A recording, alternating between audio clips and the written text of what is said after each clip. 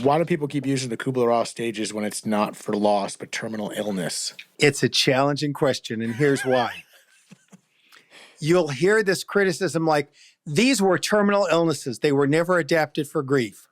And I'm like, you're ignoring a book we wrote. Yes, she wrote them originally in On Death and Dying around terminal illnesses, and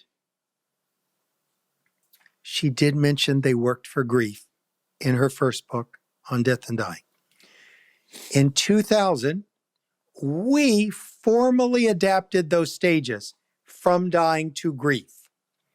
And it's still one of the best-selling books on grief.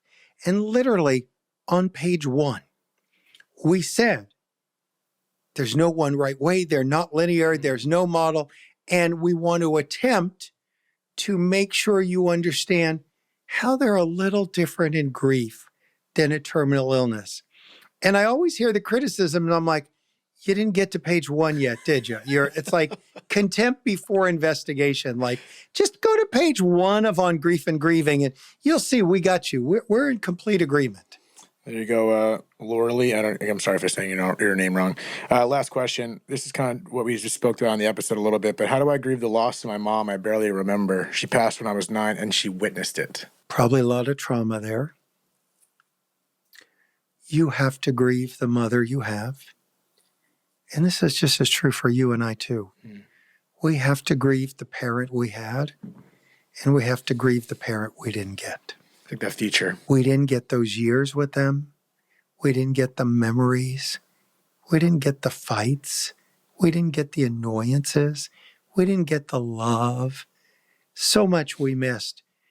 And we have to grieve all of that, probably for the rest of our lives.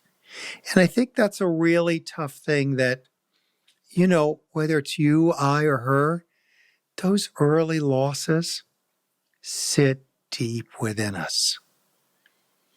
And they are going to be there for the rest of our lives.